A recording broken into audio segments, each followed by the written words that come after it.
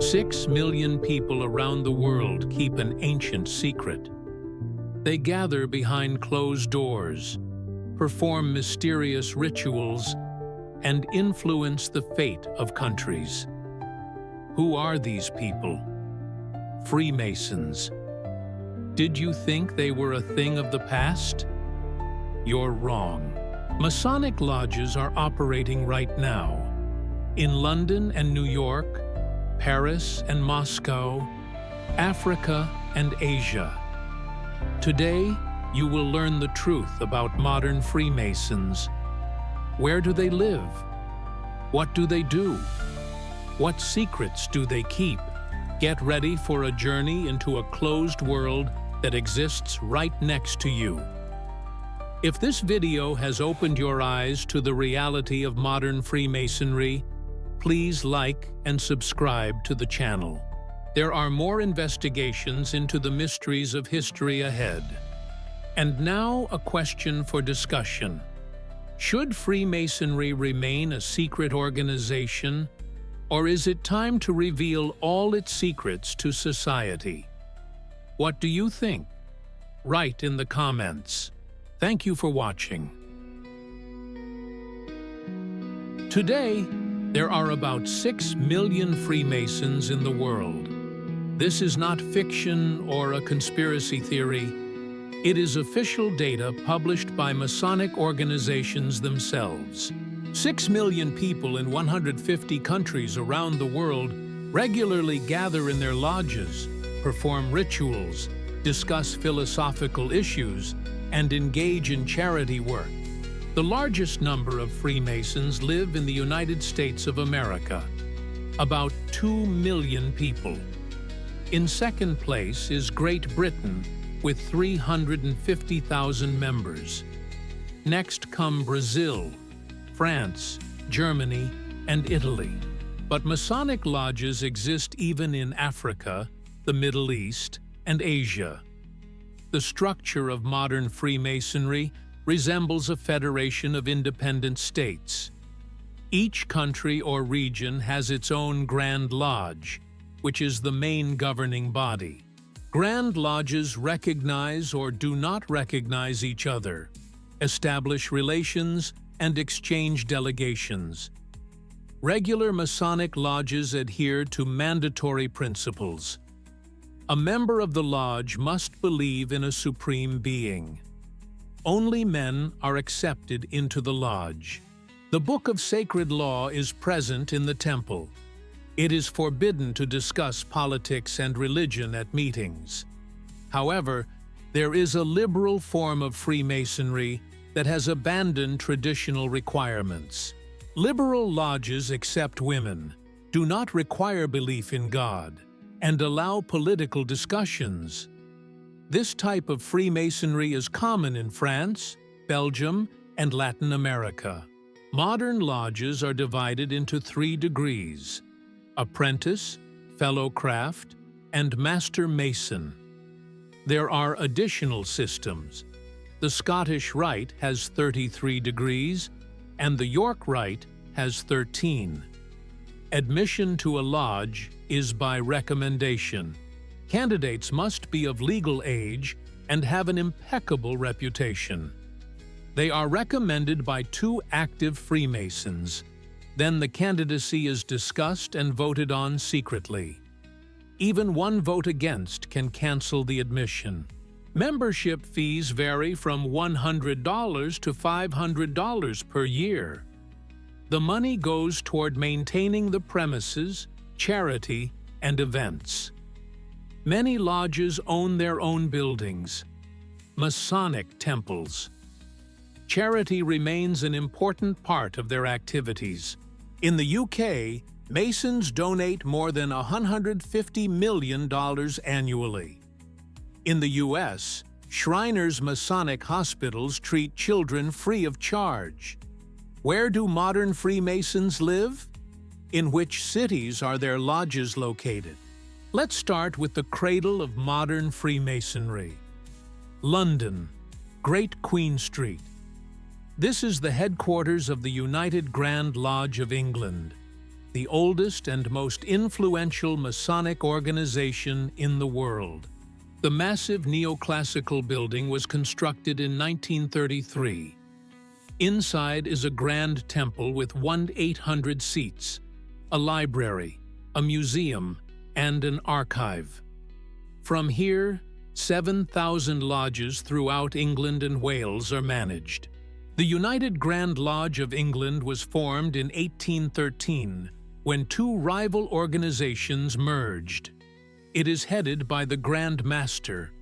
Since 1967, this position has been held by the Duke of Kent, cousin of King Charles III. Before him, the Grand Masters were princes of royal blood, dukes, and representatives of the highest aristocracy. English Freemasonry strictly adheres to tradition. Liberal innovations are not accepted here. The rituals of the 18th century are sacredly honored. In every lodge, there is always a Bible open to the Gospel of John. Each candidate takes an oath on this book.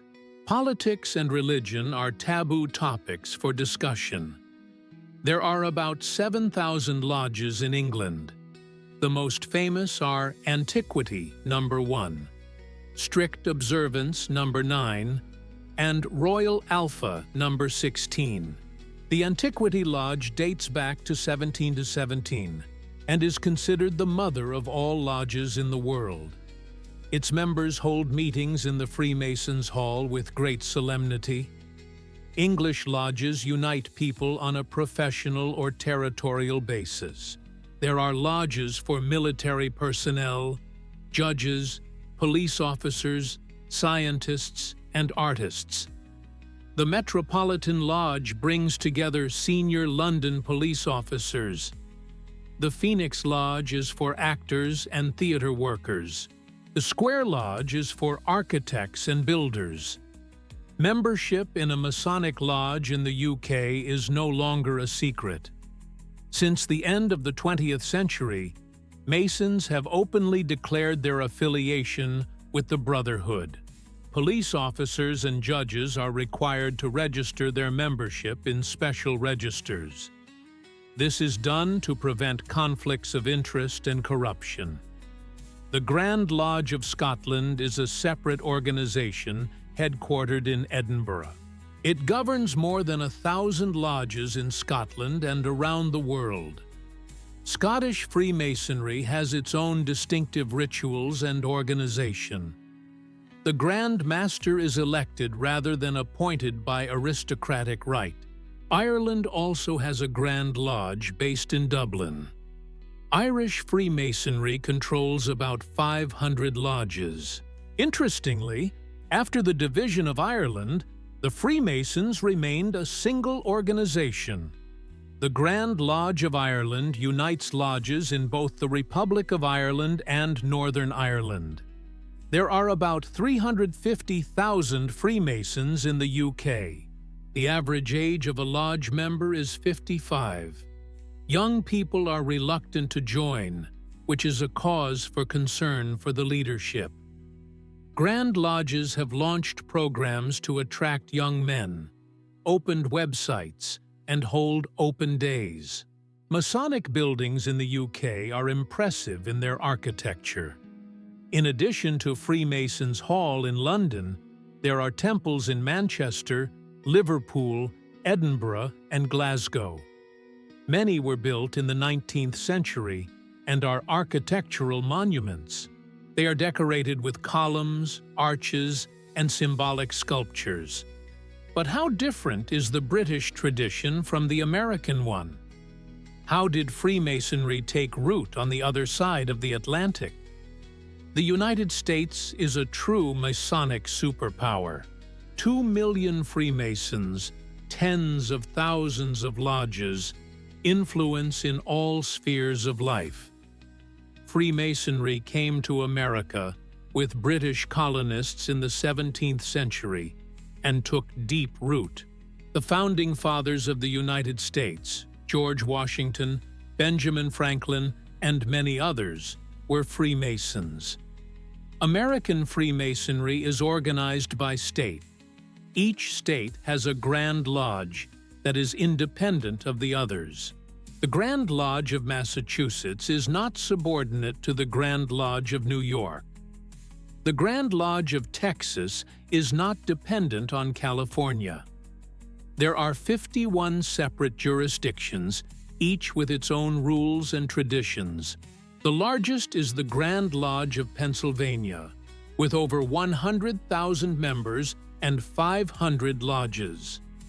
Its headquarters in Philadelphia, the Masonic Temple on Broad Street, is one of the most beautiful in the world. The building was constructed in 1873 in the Norman Gothic style. Inside, there are 7 ceremonial halls, each in a unique style. The Grand Lodge of New York oversees more than 600 lodges. Its building on 23rd Street in Manhattan is an impressive Art Deco skyscraper built in 1911. Inside, there is a huge temple, a library, and banquet halls. In America, Masonic lodges often become the center of social life in small towns. A Masonic temple is a place for meetings, dinners, and charity events. Many Americans join the Brotherhood not for philosophical reasons, but for social connections and business contacts. American Freemasonry is more democratic than British Freemasonry. There are no aristocratic traditions here, no princes as Grand Masters. Leaders are elected by democratic vote. Membership fees are lower. Ceremonies are simpler and shorter. A distinctive feature of the United States is the multitude of additional Masonic organizations. Shriners are Masons of the 32nd or 33rd degree of the Scottish Rite, known for their red fez hats and circus parades.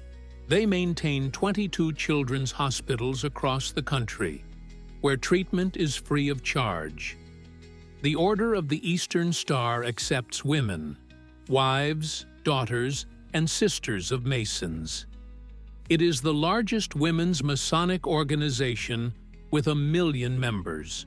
Demole is a youth organization for boys aged 12 to 21. Job's Daughters is for girls of the same age. Freemasonry is deeply woven into American history and culture. The laying of the first stone of the Capitol in Washington was performed with a Masonic ritual. George Washington stood in a Masonic apron. The Statue of Liberty was a gift from French Freemasons to American Freemasons. Washington's plan contains Masonic symbols. In the 20th century, American Freemasonry experienced a rise and fall. In the 1950s, membership reached 4 million. Then the decline began.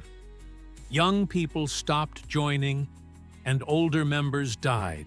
By the beginning of the 21st century, there were about 2 million members left. Today, American lodges are actively working to attract young men. They use the internet, social networks, and hold open events. Some lodges allow candidates to apply directly for membership, abandoning the old rule of "you can't ask." Freemasonry in the United States represents millions of people, billions of dollars in real estate, and a vast cultural heritage. But what is the situation in Europe, where traditions are completely different? Paris, Rue Cade. This is the location of the Grand Orient de France, the largest liberal Masonic organization in the world. Inside is a spacious hall with 1,200 seats, where annual conventions are held. The Grand Orient unites 54,000 Freemasons in 1,200 lodges. French Freemasonry has gone its own way. In 1877, the Grand Orient of France abolished the requirement to believe in God. Now, atheists and agnostics were accepted into the lodge. This caused a rift with Anglo-Saxon Freemasonry. The Grand Lodge of England declared the French irregular. Politics is not prohibited in French lodges. On the contrary, Freemasons actively discuss social issues, pass resolutions, and participate in political life. Many French politicians openly acknowledge their membership in lodges. This is normal for France. The Grand Orient de France holds left-wing views. Historically, the organization supported the Republicans against the monarchists and defended the secular state against the Church. Freemasons played an important role in the adoption of the law on the separation of church and state in 1905. But there is also regular Freemasonry in France. The National Grand Lodge of France was founded in 1913 and is recognized by Anglo-Saxon jurisdictions. It has 45,000 members in 1,000 lodges. These Freemasons believe in the Supreme Architect, do not discuss politics, and follow traditional rituals. Women's Freemasonry is more developed in France than anywhere else. There are all-female lodges and mixed lodges. The International Mixed Masonic Order Human Rights was founded in Paris in 1893. It accepts men and women on equal terms and operates in 60 countries. The French Women's Grand Lodge unites 14,000 female Freemasons in 400 lodges. It is the largest all-female Masonic organization in the world. Women perform the same rituals as men, have the same degrees of initiation, and discuss philosophical and social issues. French Freemasons are less secretive than their English or American counterparts. They give interviews, publish books, and hold open conferences. Masonic symbols can be found on the streets of Paris. Bas-reliefs on buildings, monuments to famous brothers. There are about 180,000 Freemasons in France, more than in any other European country except the UK. Freemasonry is part of the intellectual culture here. Professors, writers, lawyers, doctors, and entrepreneurs join the lodges. Relations between French and Anglo-Saxon Freemasonry remain tense. The Grand Lodge of England does not recognize the Grand Orient as regular. Members of these organizations cannot visit each other's lodges. Attempts at reconciliation have been made, but without success. The French model influenced Freemasonry in Belgium, the Netherlands, Italy, Spain, Portugal, and Latin American countries. Liberal ideas spread widely. Today, liberal Freemasonry has about 1 million members worldwide. Paris remains the capital of liberal Freemasonry. International conferences and meetings of Grand Masters from different countries are held here, and magazines are published. French Freemasons are proud of their tradition of free thought and continue to defend it. But what happened to Freemasonry in Germany after the tragedy of the 20th century? Germany experienced a Masonic catastrophe in the 20th century. The Nazis banned all lodges in 1933. Freemasons were sent to concentration camps. Temples were destroyed or turned into warehouses. Libraries were burned. Archives were destroyed. By 1945, nothing remained of German Freemasonry. After the war, a revival began. First in the Western occupation zones, then in West Germany. Surviving Freemasons rebuilt lodges, searched for lost rituals, and gathered scattered brothers. American and British military Freemasons helped the Germans to organize. In 1949, the United Grand Lodge of German Freemasons was formed. It united the scattered lodges into a single structure. The headquarters was located in Bonn, then the capital of the Federal Republic of Germany. Later, it moved to Berlin. Today, there are 5 Masonic jurisdictions in Germany that form a confederation. The United Grand Lodge is the largest, with about 15,000 members in 400 lodges. There is also the Grand Land Lodge, the Grand Lodge of Old and Accepted Scottish Masons, and the American-Canadian Grand Lodge in Germany. German Freemasons strictly observe regularity. They are recognized by the Grand Lodge of England and maintain close ties with Anglo-Saxon jurisdictions. Belief in the great architect is mandatory in lodges, politics is prohibited, and women are not accepted. After the reunification of Germany in 1990, Freemasonry came to the territory of the former GDR. The Communists also banned lodges, as did the Nazis before them. In East Germany, the Masonic tradition was interrupted for 56 years.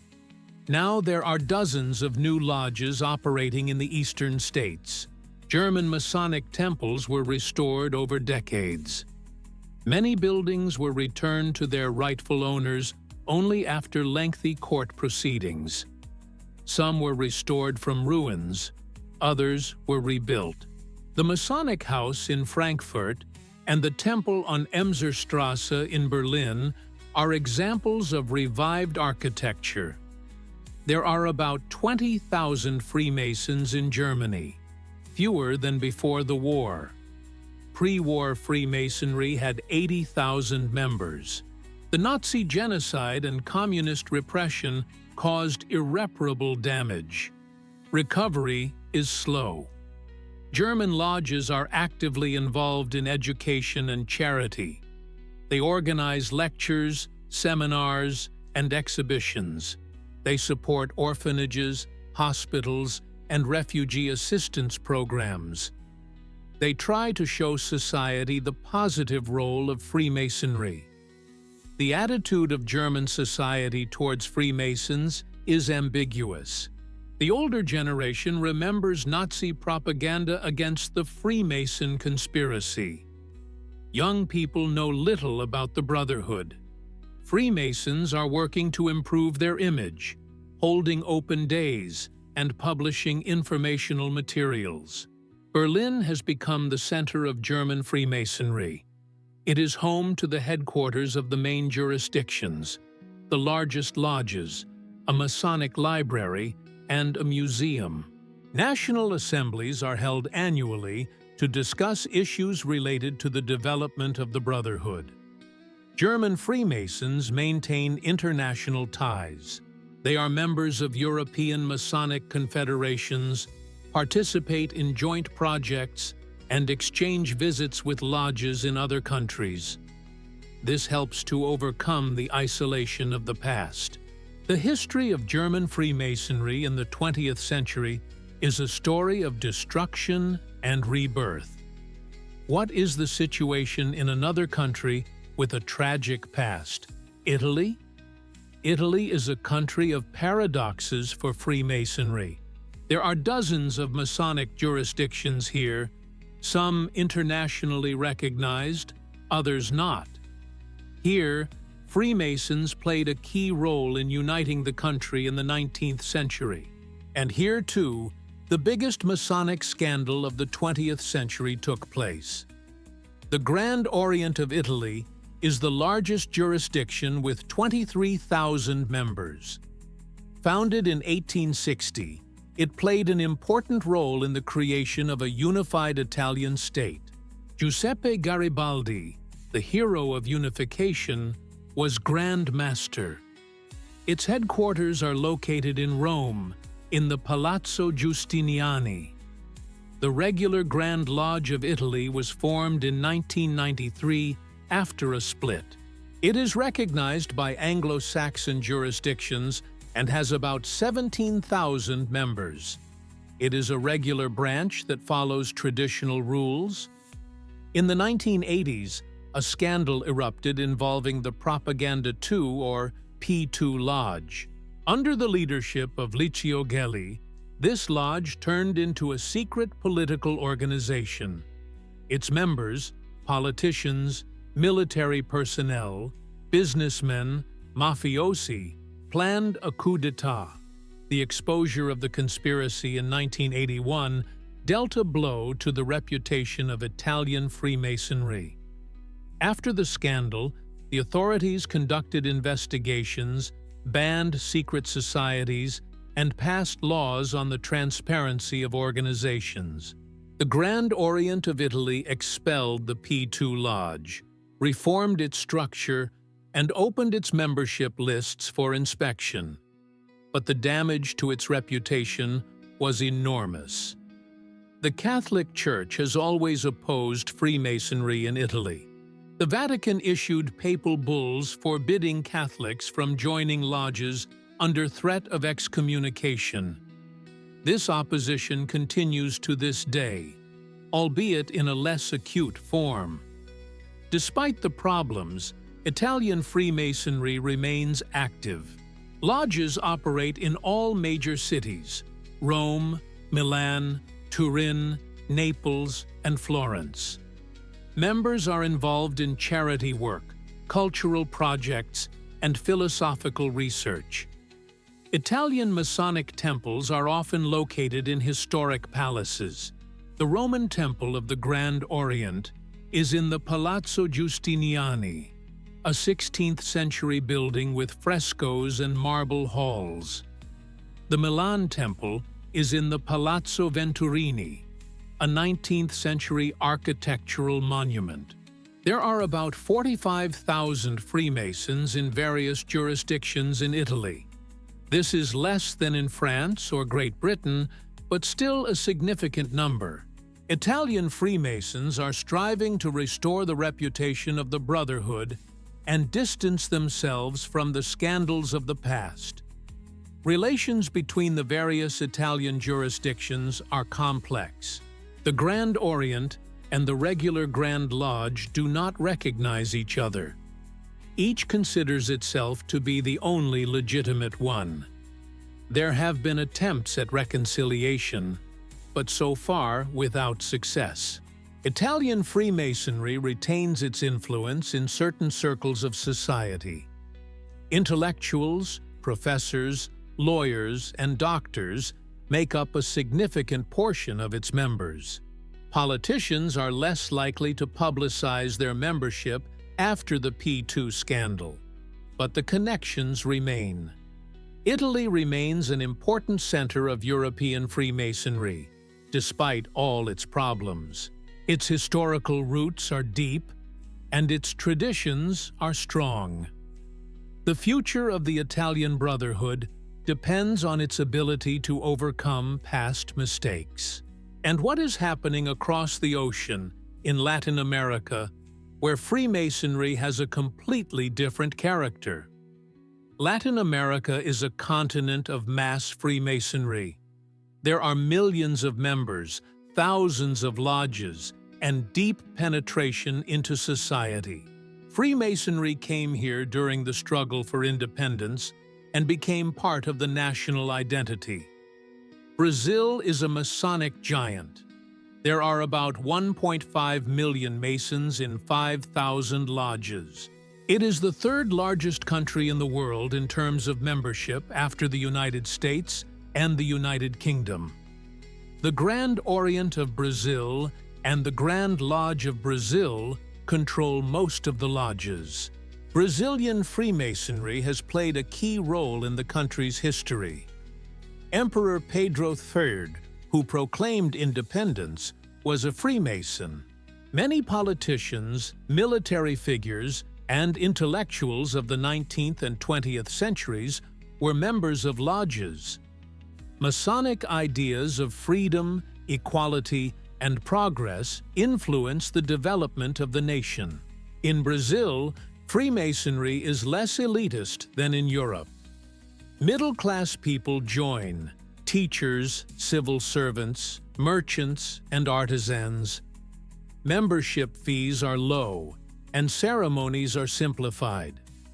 Masonic temples often look modest. Mexico has about 300,000 Freemasons. The Grand Lodge of Mexico controls hundreds of lodges throughout the country. The Mexican Revolution of the early 20th century had a strong Masonic component. Many revolutionaries were brothers. In Mexico, there are York and Scottish rites with different political orientations. Historically, York Masons supported the conservatives, while Scottish Masons supported the liberals. These differences remain to this day.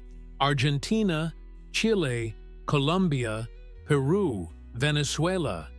Each country has tens of thousands of Freemasons. Independence heroes Simón Bolívar, José de San Martín, and Bernardo O'Higgins were prominent Freemasons. They used Masonic networks to organize liberation movements. Latin American Freemasonry mainly follows the liberal French tradition. Many jurisdictions do not require belief in God, allow political discussions, and accept atheists. This creates tension with regular Anglo-Saxon Freemasonry. The Catholic Church has traditionally opposed Freemasonry in Latin America.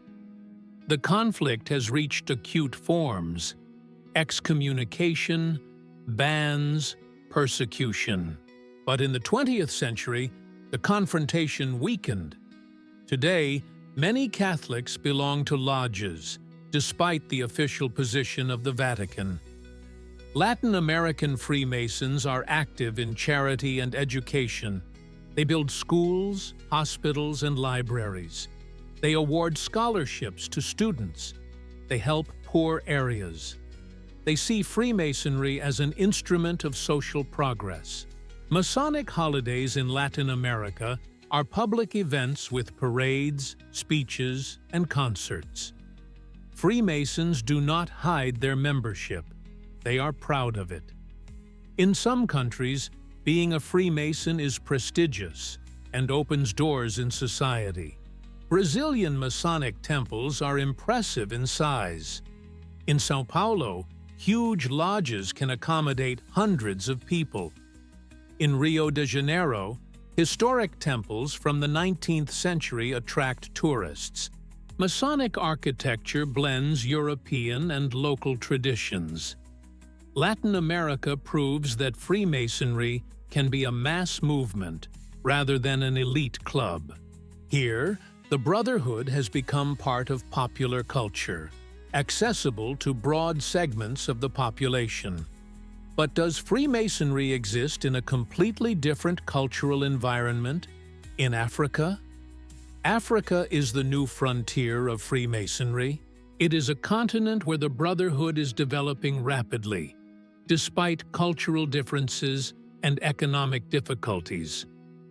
Freemasonry came here with the colonizers and remained after independence. South Africa has the oldest Masonic tradition on the continent. The first lodges appeared in the 18th century in Cape Town.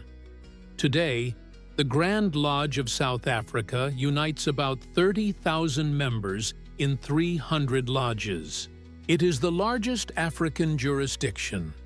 South African Freemasonry has historically been divided along racial lines. White and black Freemasons had separate lodges. After the fall of apartheid, integration began.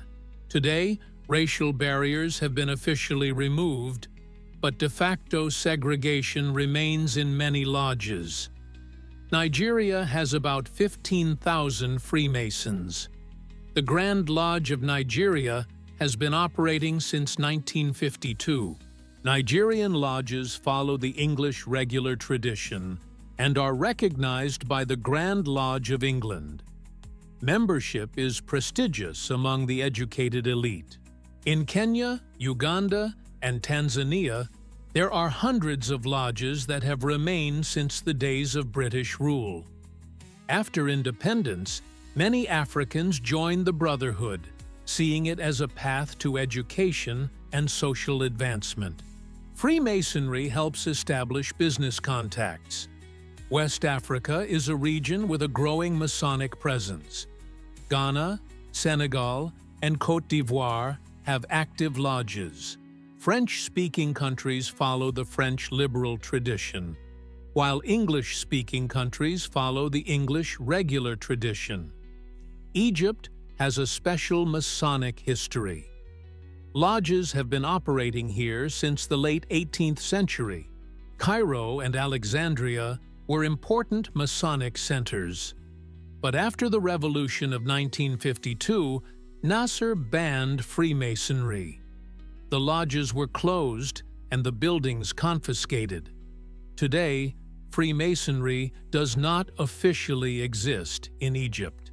Attempts at revival are met with resistance from the authorities and religious circles.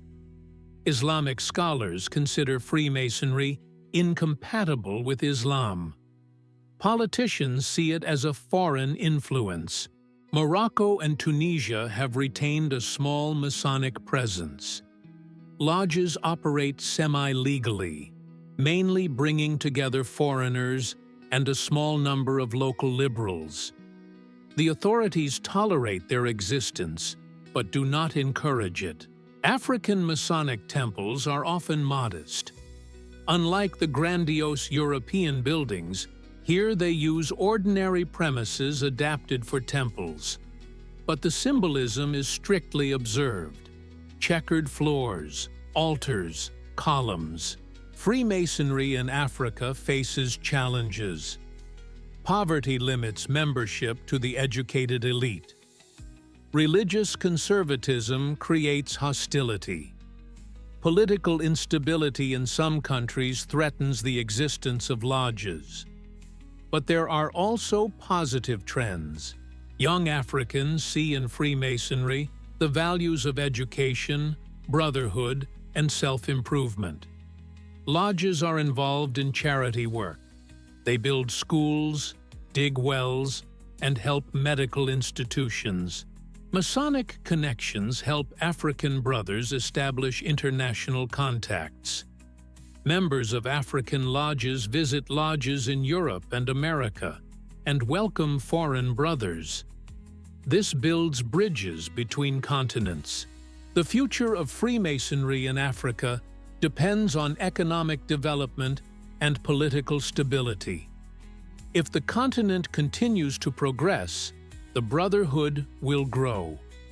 And what is happening in Asia, where cultural differences are even more significant? Asia presents a unique picture of Freemasonry. Here, ancient civilizations meet the Western esoteric tradition. The result is unusual forms of brotherhood adapted to local cultures. The Philippines is the Masonic powerhouse of Asia. There are about 50,000 Masons in more than 700 lodges.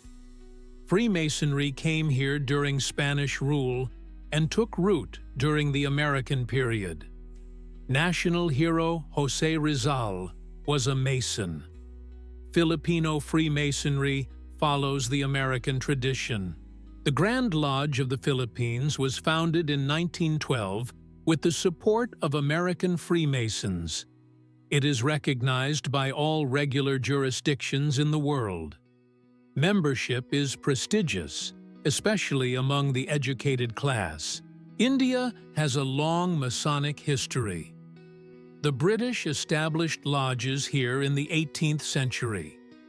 Today, there are 3 Grand Lodges: India, Calcutta, and Madras, uniting about 400 lodges. Membership is limited to the English-speaking elite. Indian Freemasonry has retained its colonial character.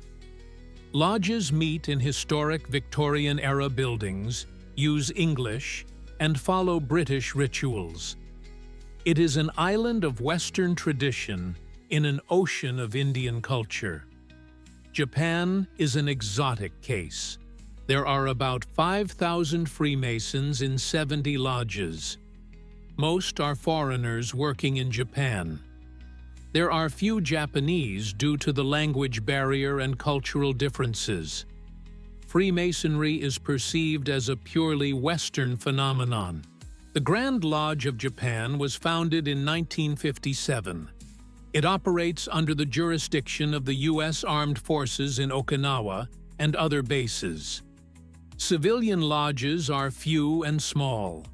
Singapore and Malaysia have preserved their British Masonic heritage. Lodges operate in historic temples from the colonial era.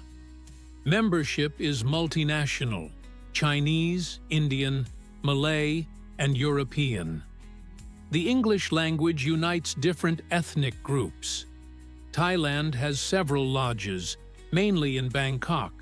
Thai Freemasons are rare, with most members being foreign residents.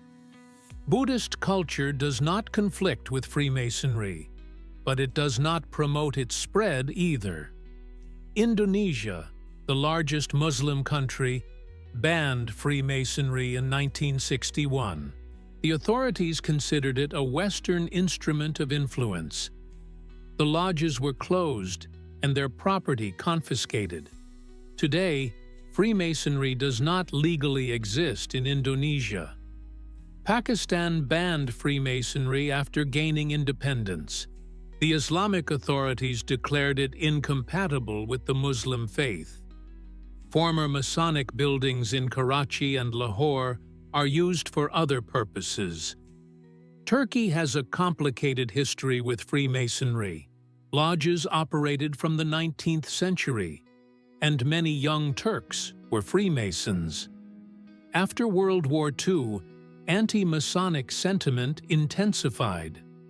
Today, the Grand Lodge of Turkey exists, but operates cautiously. Australia and New Zealand are strongholds of Anglo-Saxon Freemasonry in the region. There are about 100,000 Freemasons in Australia and 25,000 in New Zealand. The lodges follow English traditions and are recognized by the Grand Lodge of England. Asian Pacific Freemasonry demonstrates the adaptation of Western tradition to Eastern realities. In some places, this is successful, while in others, it encounters insurmountable barriers. And what is happening in the post-Soviet space? Russia and the CIS countries experienced a Masonic revival after the collapse of the Soviet Union. 70 years of prohibition came to an end. Lodges began to appear in Moscow, St. Petersburg, and other cities. But the path was not easy. The first lodges in the new Russia appeared in 1992. Representatives of Western jurisdictions arrived, conducted initiation ceremonies, and established lodges. The Grand Lodge of France opened several liberal lodges. The Grand National Lodge of France opened regular lodges. In 1995, the Grand Lodge of Russia was formed. It united regular lodges working according to the English tradition. It was recognized by the Grand Lodge of England and other regular jurisdictions. Its headquarters are located in Moscow. Today, the Grand Lodge of Russia has about 3,000 members in 70 lodges. The lodges operate in Moscow, St. Petersburg, Yekaterinburg, Novosibirsk, and other large cities. Membership is limited to the educated elite: businessmen, professors, doctors, and lawyers. At the same time, there are liberal lodges under the jurisdiction of the Grand Orient de France. They are not recognized by regular Freemasonry, but they are active.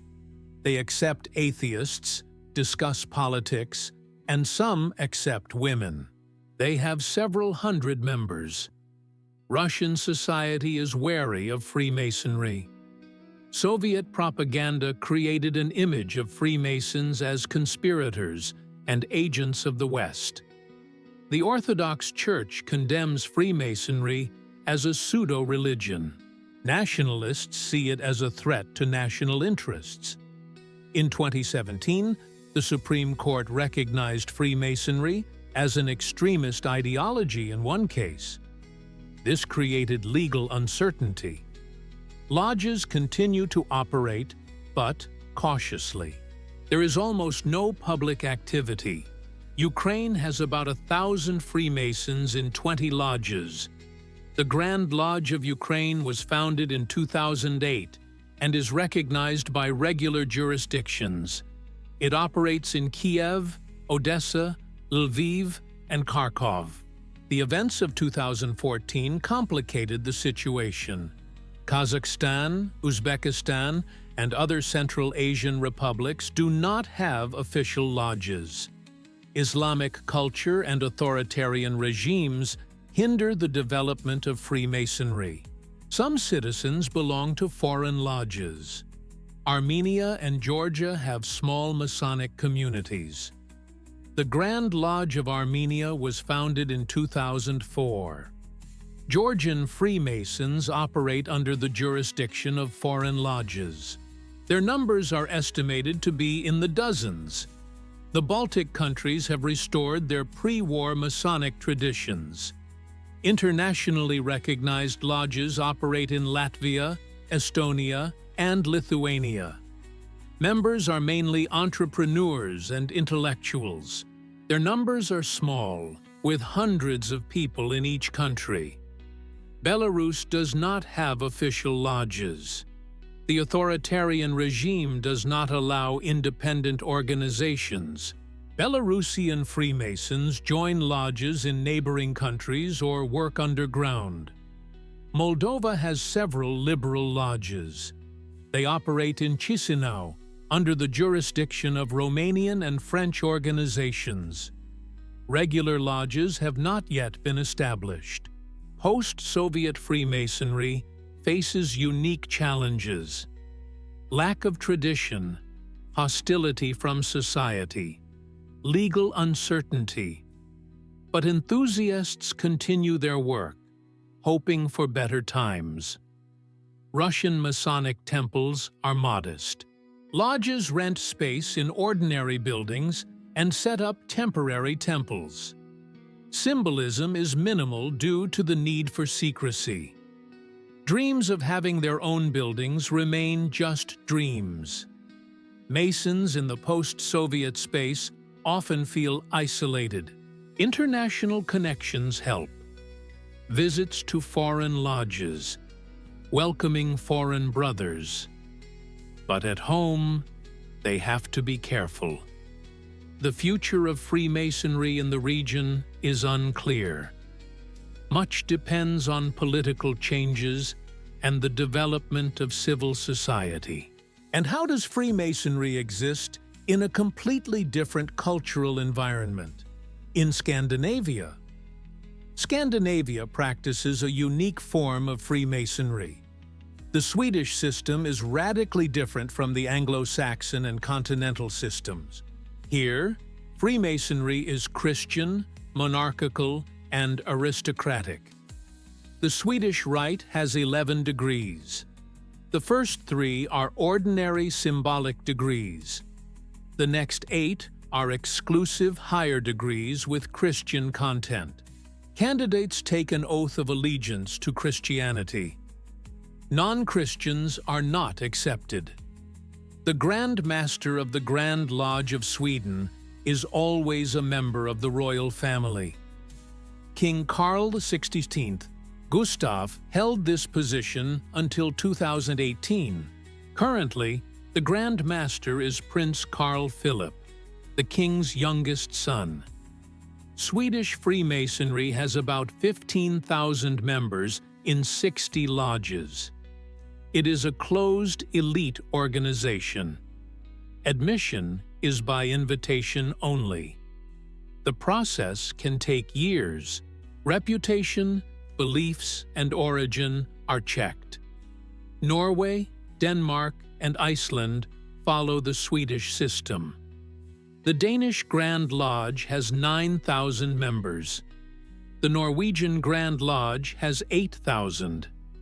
The Icelandic Grand Lodge has about 700. All are under the control of members of the royal families. Finland has a Swedish system with 5,000 members. The Grand Master is elected, not appointed by the king. Finnish Freemasonry has retained its democratic element while maintaining its Christian character.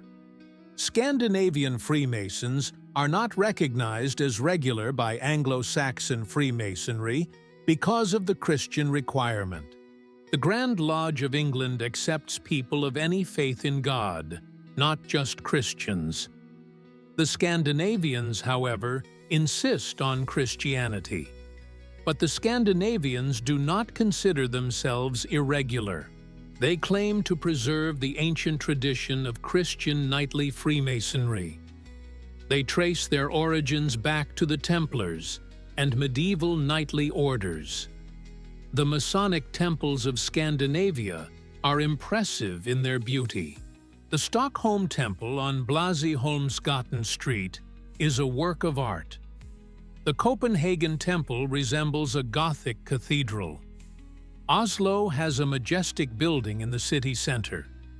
Scandinavian Freemasonry is deeply integrated into society.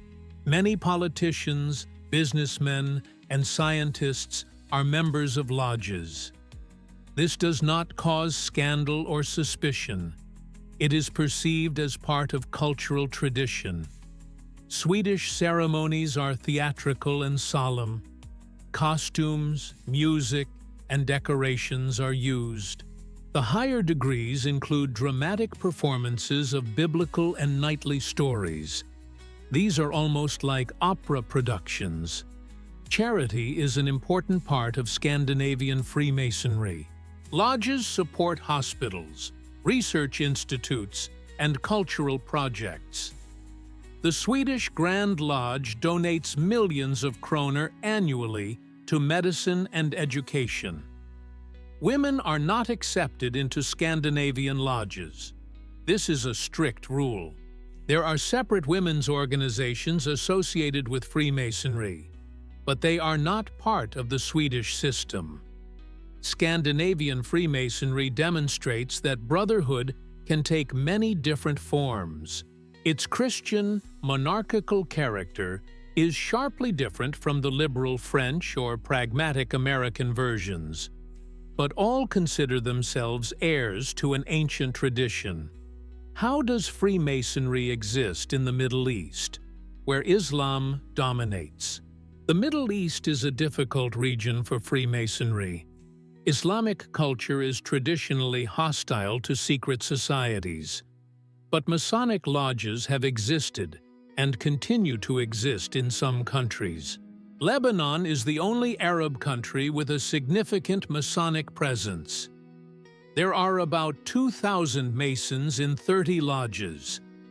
The Grand Lodge of Lebanon was founded in 1946.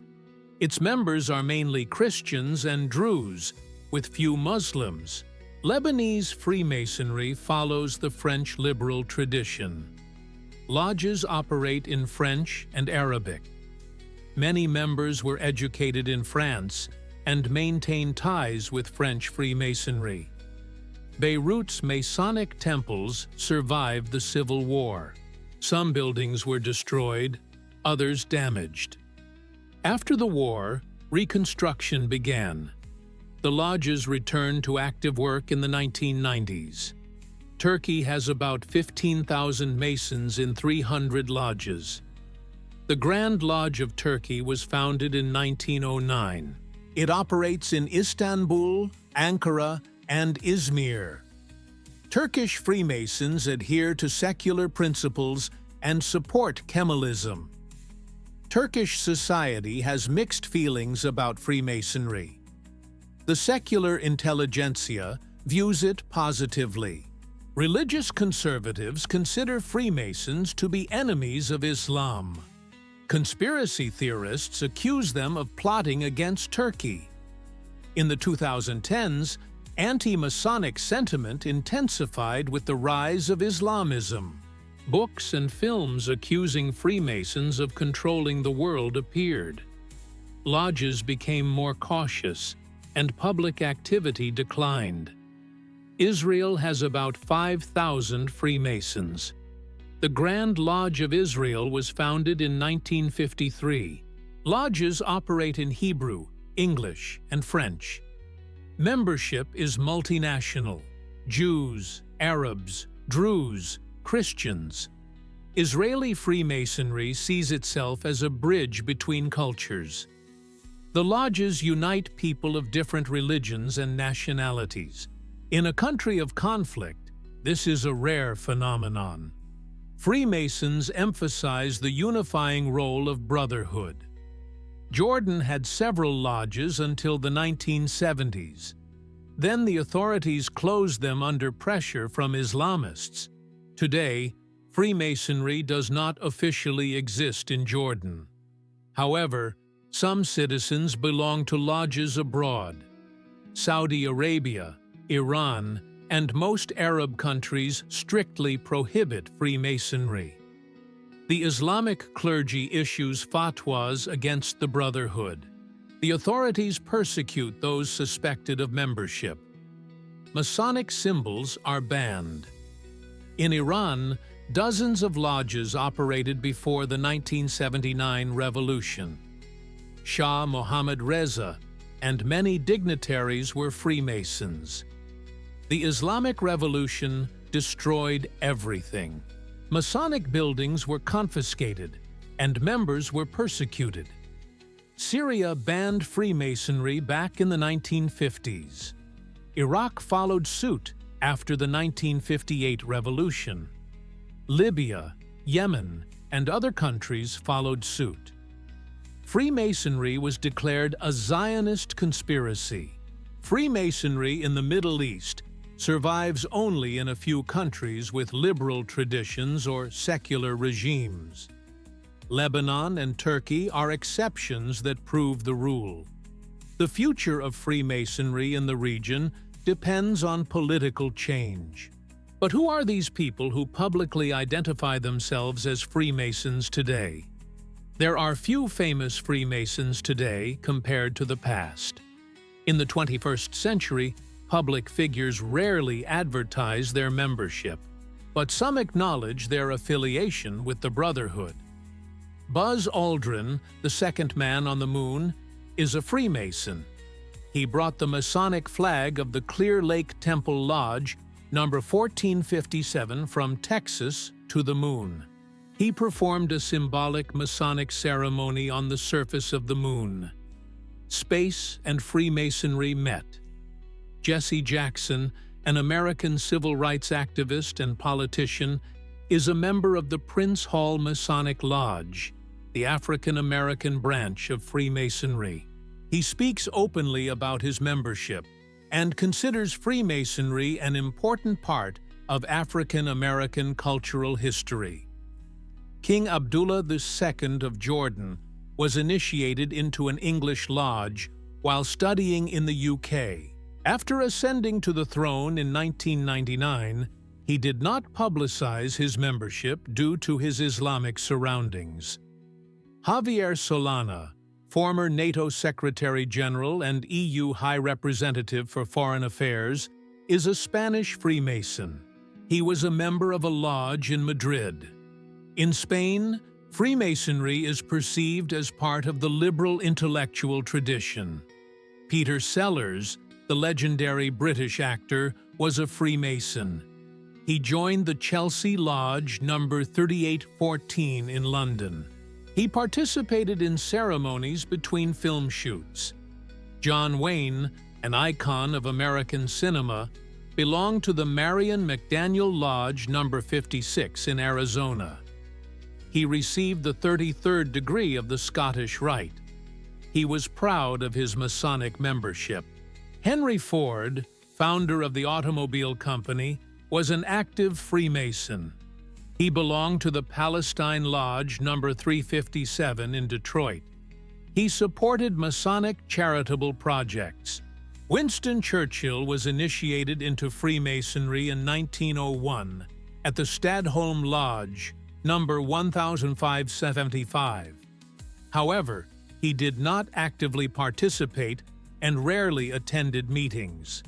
He later suspended his membership.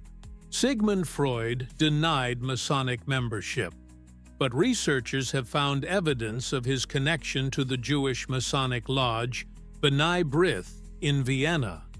He may have been a member of the philanthropic, non-ritual branch. Wolfgang Amadeus Mozart was a famous Freemason of the 18th century. He joined the Vienna Lodge Beneficence in 1784. He wrote the Masonic opera The Magic Flute. Masonic themes permeate his work. George Washington, the first President of the United States, was initiated into Freemasonry in 1752. He remained an active Freemason throughout his life. He took the presidential oath on a Masonic Bible. Benjamin Franklin, founding father of the United States, Grand Master of the Grand Lodge of Pennsylvania. He spread Freemasonry in America and founded new lodges. He considered brotherhood to be essential for the formation of the American nation. Simón Bolívar, liberator of Latin America, was initiated into a Parisian lodge in 1805. He used Masonic networks to organize revolutionary movements. He founded lodges in the liberated countries. The list of famous Freemasons of the past is long. The present day is stingy with public acknowledgments. Times have changed. But what happens inside modern lodges? What is a modern Masonic temple? For the uninitiated, it is a mystery. But today, many lodges hold open days, publish photos, and shoot videos. The veil of secrecy is being lifted. A temple or lodge is a special room for ritual work. The mandatory elements are present everywhere. The checkered floor of black and white squares symbolizes the duality of existence. The altar in the center with the Book of Sacred Law. 3 candles: wisdom, strength, beauty. The throne of the worshipful master is located in the east of the temple. He presides over the lodge, conducts ceremonies, and initiates new members. 2 overseers sit in the west and south. The secretary and treasurer are at the entrance. Each has symbolic duties. The walls are decorated with symbols. The square and compass are the main Masonic symbols. The all-seeing eye in a triangle is the symbol of the great architect. The sun and moon, the 7-pointed star, the pillars of Joachim and Boaz, the ladder with 7 steps. Ceremonies are conducted according to a strict ritual. The text is memorized and passed on orally. It is forbidden to write down rituals in regular Freemasonry. Each degree has its own ceremony with special words, signs, and touches. Initiation into the first degree, apprentice, is a dramatic event. The candidate is blindfolded and led into the temple. They are led around a specific route. Questions are asked. An oath is taken. The blindfold is removed, a symbol of the transition from darkness to light. During ceremonies, Masons wear aprons, a symbol of medieval stonemasons. Each new member receives a white leather apron. Higher degrees have aprons with additional decorations. Some wear gloves, chains, and insignia. Lodge meetings begin with the opening of proceedings. The worshipful master strikes the gavel 3 times. The overseers repeat this. They check that all those present are Freemasons. They close the door. The ritual part begins. The ritual is followed by the business part. They discuss finances, new candidates, charitable projects, and organizational issues. Controversial issues are put to a vote. Most decisions are made democratically. The meeting ends with a fraternal meal. The Masons dine together and socialize informally. This is an important part of strengthening fraternal bonds. They make toasts, sing Masonic songs, and tell stories. Music plays a role in the ceremonies. Many lodges have organs or pianos. Classical works and Masonic hymns are performed. Mozart, Sibelius, and other Masonic composers wrote music for lodges. Masonic libraries hold thousands of books, philosophical works, historical studies, ritual texts, biographies of famous brothers. Large lodges have reading rooms where members study Masonic literature. Modern technology is finding its way into lodges. Some use projectors for ceremonies. They maintain electronic databases of members. They communicate through closed online forums. But the basic rituals have remained unchanged for centuries. Women's and mixed lodges conduct the same ceremonies as men's. The rituals are identical. The symbolism is the same. The only difference is in the composition of the participants. Feminist lodges adapt some texts, replacing masculine forms with neutral ones. What does the future hold for Freemasonry? Freemasonry in the 21st century faces serious challenges. The decline in membership in Western countries is worrying the leadership. Young people are not rushing to join. The average age of members is increasing. What can be done? The main problem is the changing society. Today's youth are less inclined to make long-term commitments. Formal organizations with ceremonies seem outdated. Social networks are replacing real communication. Brotherhood competes with thousands of other ways to spend time. Freemasonry is trying to adapt. Websites with detailed information are being created. Social media pages are being launched. Promotional videos are being filmed. Open days are being held. The old rule of "don't ask, wait for an invitation" is being abolished in many jurisdictions. Some lodges are simplifying their ceremonies. They are shortening the duration of meetings. They are making rituals more understandable to modern people. But this is controversial. Traditionalists accuse reformers of destroying heritage. The issue of women remains controversial. Regular Anglo-Saxon Freemasonry categorically refuses to accept women. Liberal lodges actively involve them. Women's Freemasonry is growing faster than men's in many countries. The intergenerational conflict is intensifying. The older generation wants to keep everything as it is. Young people demand change, modern forms, and openness. Some young Freemasons are creating their own progressive lodges with modified rituals. Financial problems are weighing on many lodges. The decline in membership means a decline in income. Maintaining huge 19th-century buildings is becoming unaffordable. Lodges are selling temples, merging, and renting premises. Reputational risks remain. Conspiracy theories about Freemasons ruling the world are not going away. The internet spreads myths faster than lodges can refute them. Every scandal involving a Freemason becomes a sensation. Geopolitical changes are affecting Freemasonry. The rise of authoritarianism in some countries threatens freedom of association. Religious fundamentalism is hostile to brotherhood. Nationalism sees Freemasonry as a cosmopolitan threat. But there are also positive trends. Freemasonry is growing in developing countries. Africa, Asia, and Latin America are showing an increase in membership. Young, educated people in these regions see the brotherhood as a path to enlightenment.